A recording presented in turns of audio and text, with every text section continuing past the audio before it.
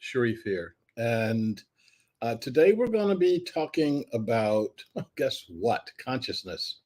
Um, how many times am I going to talk about that? Maybe as long as it takes for us to change it. But we're going to talk about how how each of us and how you are going to respond to our upcoming crises. Remember, our mega crises, they're interlocked, they're um, things we've never ever had to deal with before as human beings on the planet, encouraging us to a higher consciousness, unfortunately, giving us the opportunity to sink to a lower consciousness. So, we're going to talk about that today. But before we start talking about that, we're going to do what we normally do, which is a relatively quick meditation. Um, I've I, I encourage everybody, every human being should be doing at least 20 minutes of meditation every single day. This is your consciousness management system. If you are not managing your own consciousness, somebody else is doing it for you, and that being or that entity may not have your best interests at heart. Um, Almost guaranteed they don't have your best interests at heart. So I'm going to go ahead and set my 5-minute timer. And I'm going to go ahead and get our candle in place here. And I'm also going to get our ticker going. So in case you do keep your eyes open, you can be focusing in on what all of us are focusing in on, that we're focusing on all humans, all living beings, all of us sharing one consciousness, and that one consciousness being the consciousness of Gaia, our entire planet. Let's go ahead and get started with our meditation. As I've said to you a number of times before, this is not a guided meditation, but the first part of it, I do encourage us to take some deep breaths.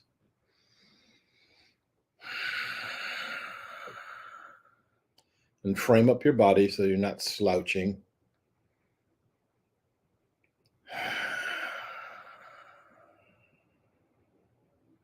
A few more really deep breaths.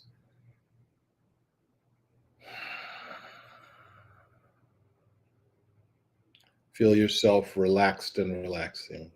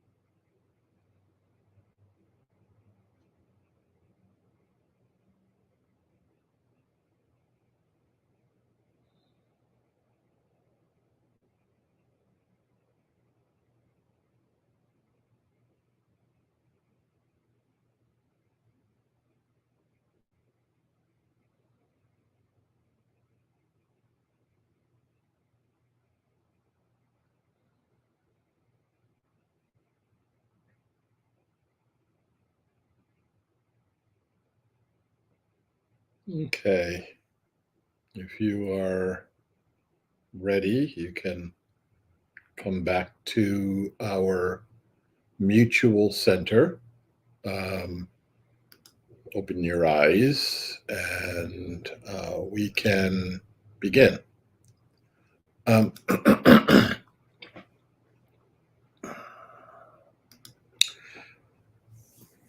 this question of how we interact with our world, how we will be interacting with our world.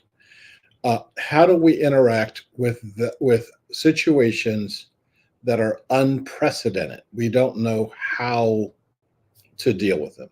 We had one unprecedented situation that happened in recent memory, and that's um, the COVID pandemic and how we interacted with each other and how we responded in the pandemic. And in some societies, the society rallied together and responded really well. And in other societies, they did not respond really well at all. Um, and our that gives us an example of how we can use different ways of looking at the world to arrive at very different kinds of responses, very different ways of responding to crisis. Um, how we respond to the crisis reflects our consciousness. It reflects our experiences with the world, but it also reflects our philosophy. My friend and teacher and co-conspirator and international traveler and everything else, Joanna Macy, wrote, I think, a very important book about this this situation, this philosophical conundrum that we have. Um, and the name of the book is "World as Lover, World as Self." And in the book, she posits the notion, the idea that there are four basic ways that we can look at our reaction to being in the world. And the four ways are world is evil, world is battleground, world is lover, world is self. Let's go through those a little bit slower. In the world is evil, you have the philosophical construct, the philosophical belief that this world is toast. It has always been toast. It's nothing but a cesspool, and the only thing you can do is protect yourself from everybody else that's out to get you and hunker down and wait for it all to blow over, and then the kingdom will come however your philosophy sees that kingdom, and you'll go into paradise from that. But while you're here in 3D reality, everything is bad. um, Now, when you have that as a philosophy, you then will see everything in the world as bad. Okay. And it becomes the self fulfilling prophecy. Likewise, if you get to the second world philosophical construct that Joanna uh, posits, world is battleground. You get to see that everything in the world is battling with everything else in the world, and you've got to arm yourself, and you've got to figure out who's on your side. There's sides. The world has sides, and who's on your side and who's on their side, and you have to support the people who are on your side, and you are in mortal combat with those who are against you, who are on the other side, The other side are the bad guys. And so if you adopt this philosophy, you then see everybody, the entire world in terms of good and bad. And this is the basis of lots and lots and lots of conspiracy theory that that not only are there bad things happening, but the bad things are happening on purpose. Bad things are happening to you on purpose. That your philosophy is saying, um, all those people out there, they're as the saying, the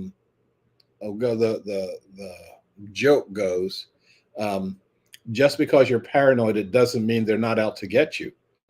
Um, they're all out to get you, and you've got to protect yourself from that. You've got to be ready to do battle.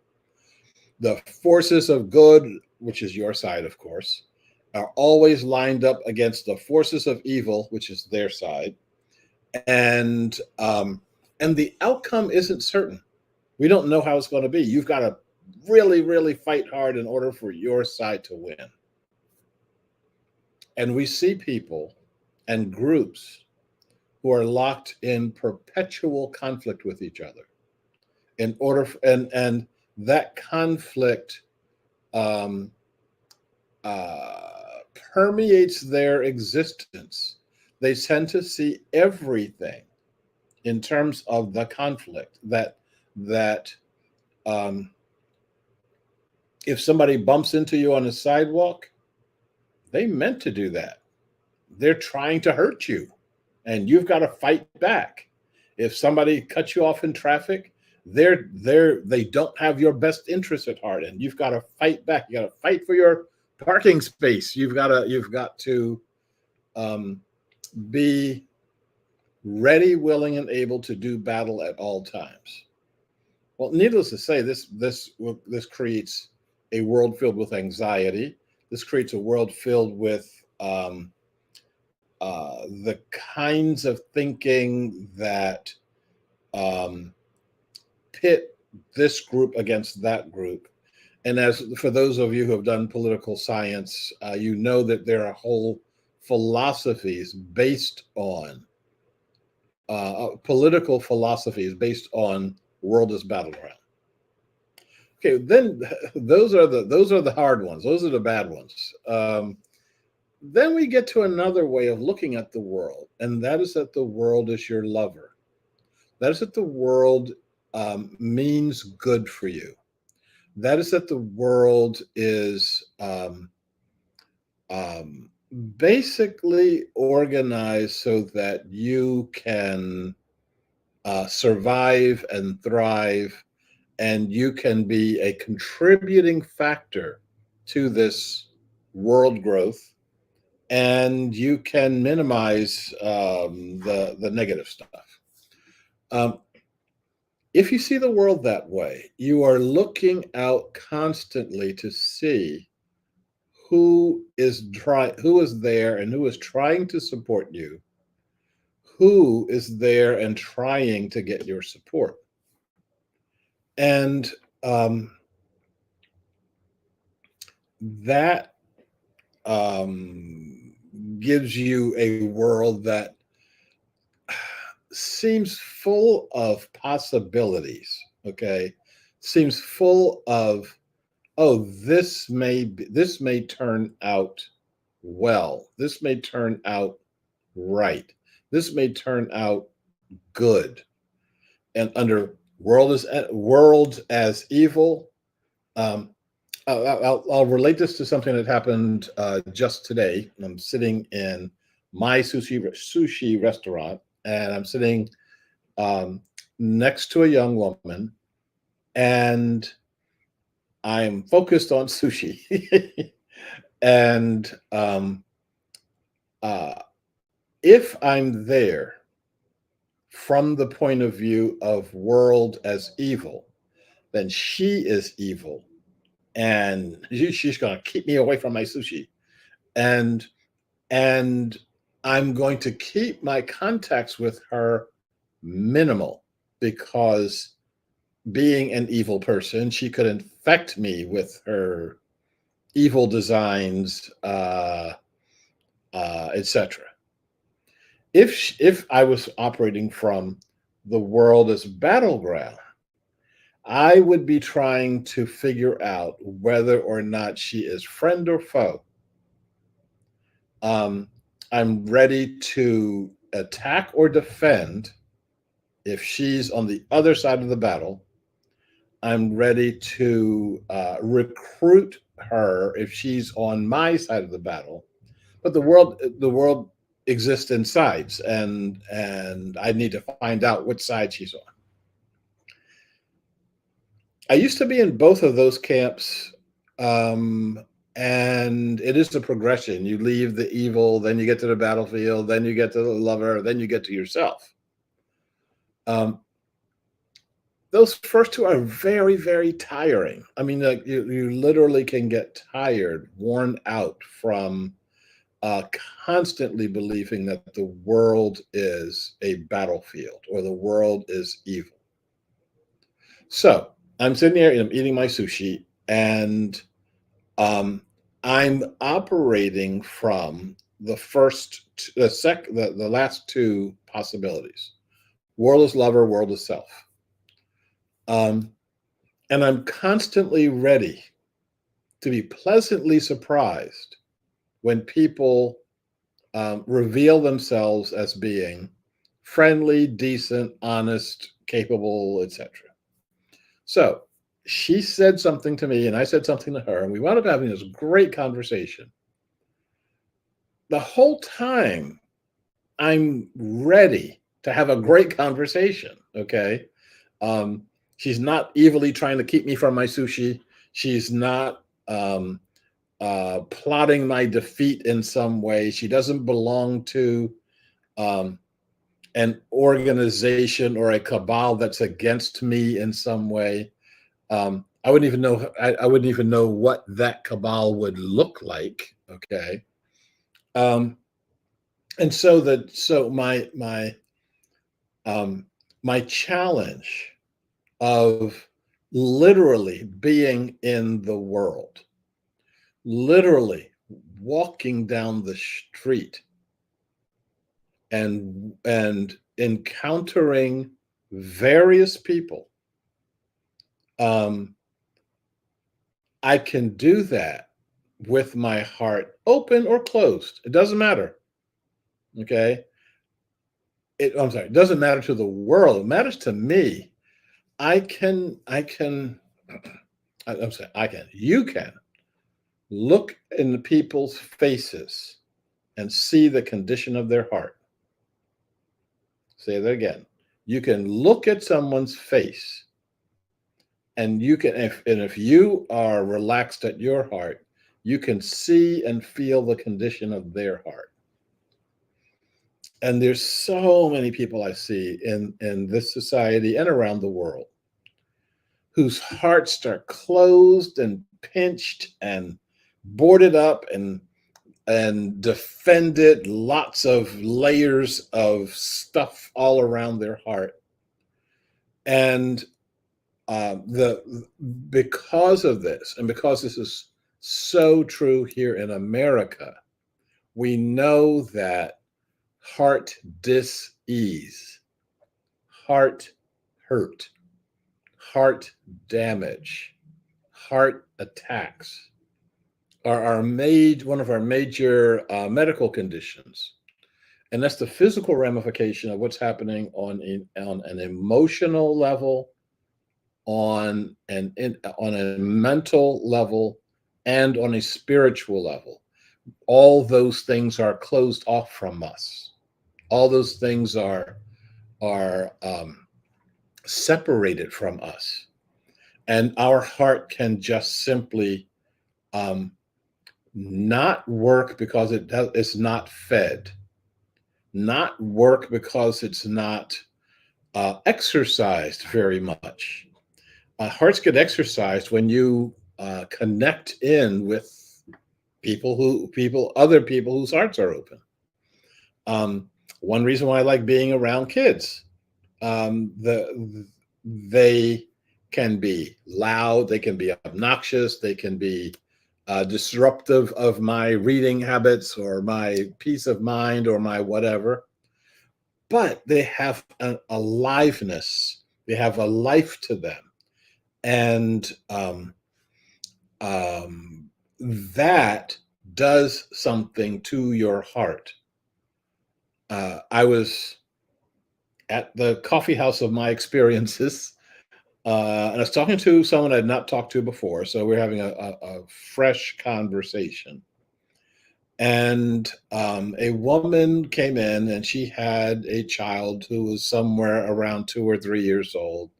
And this kid was bouncing with energy. I mean, she had good energy, not caffeine energy. Um, and the guy I was talking to stopped our conversation and turned to the kid.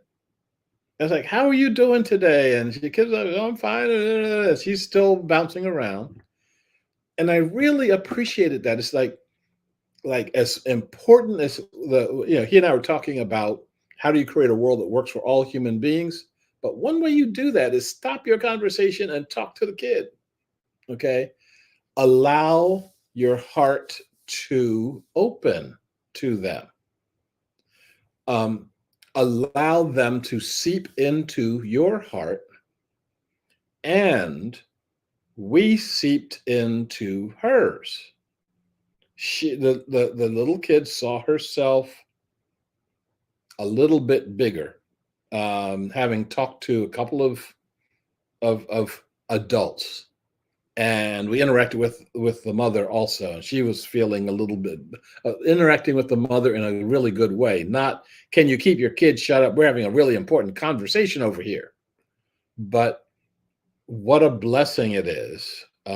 Sometimes the blessing is the blessing of overabundance, but yeah, what a blessing it is to get to have that experience of um,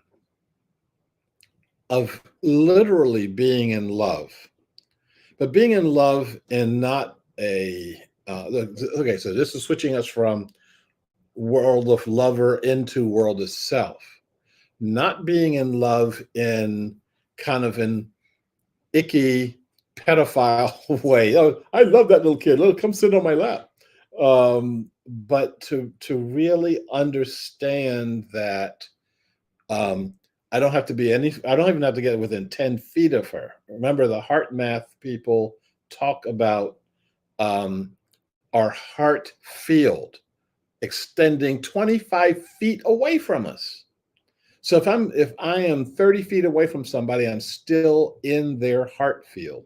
And I think that that space is even bigger when you're talking about little kids. And so by just being in her heart space, holding the energy of that space, I become healthier, I become younger, I become more authentic to myself. And she gets all that also. And anybody else who's sitting in our heart space gets that because we are one. That gets us to world of self. All the things that we're doing, if we're doing them because we're trying to stop the evil people from doing all the evil things that they've done with the climate change or COVID or anything like that, all we're doing is damaging our heart. It doesn't fix anything. It doesn't even help people become aware of fixing anything. We can do the same exact action from the point of view of this is helping us to become whole. This is helping us to become more connected. This is helping us to become um, deeper human beings. This is helping us to become one. When we act from that energy, I think that we can see things a lot clearer. I think that we can see things a lot. Um, we can see the solutions easier. I have people. Um, I'm I I I I'm on some strange mailing lists, and I have people who hold various conspiracy theories, sending me all the latest videos that prove that all the things that they say it proves. And I keep getting to a point with, I look at it to the point I can't even take anymore. It's like, okay, okay. And I keep saying, so what? You know, what if the government meant to kill millions of people with COVID vaccines? Okay. What's that get me besides very distrustful and walking through the world? Does it bring people back to life? If it did, I'd believe it and I'd be trying to bring people back to life. But it doesn't work that way, does it? Well, you should know that your government is lying to you. It's like, yeah, okay, the government's been lying to us ever since there's been a government. So what? What is that going to do in terms of how I act in the world, how I act right here, right now, with the resources under my control, not the resources that I wish was under my control? How can I help organize all of the energy of people who want to be lovers, people who want to be lovers of the earth and all of the earth's beings? How do we become lovers? And I am welcoming all of the earth's beings to join with me, not seeing them as evil unless they start thinking my way. How do we do that in such a way that our work together actually solves the problems? Okay, let me wrap up from there. I may come back to this point on Tuesday because there's a little bit more to say about World as Lover. Um, I am going to say now that we're still in the process of giving you access to the Common Way video vault. That this is.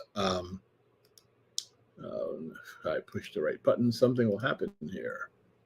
That this is something that people are buying access to the vault, and this is something that you can look at whether or not you want to have the basic level where you get access to 3 of our workshop series, the advanced level where you get almost all of the workshop series, and trainings and other things like that, including some one-offs. Like some of these series go for 20 hours. So the one-offs are also great for you to intersperse your viewing. And then if at the premium level, you get the whole thing. I hope you got your truck ready because there's a lot in the Common Way video vault. None of the things that I'm talking about here, none of the workshops, etc., are available at the public level. So you're looking at some of these very valuable offerings here. I've also said that I'm throwing in a sweetener, and some of you have taken advantage of the sweetener. That if you are buying at the paid level, at one of these, the $40 level, the $80 level, the $250 level, you're getting these 3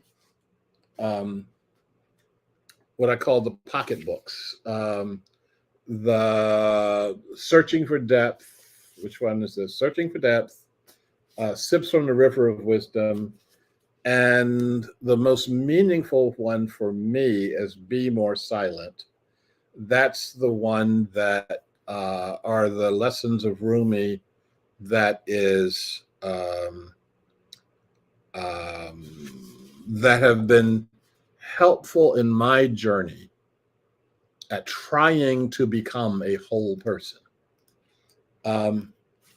And I kind of want to live.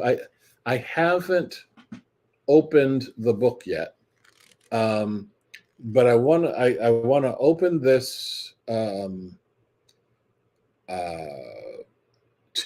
to just any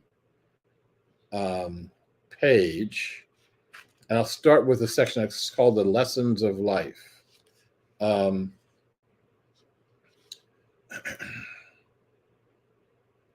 How many times must I say it? The madman of reason is the man of wisdom. Follow grief's road to the heart. You'll find in yourself thousands of strangers. Look at who you are. Look at what's in your heart. Look at our challenge and how we move forward. May all beings be well. May all beings be secure. May all beings be happy. Thank you. I look forward to talking to you one more time in 2023. That's on Tuesday. And after that, taking the rest of the month off for the holidays. And I'll see you on the other side of the New Year celebration. Thank you. Talk to you later.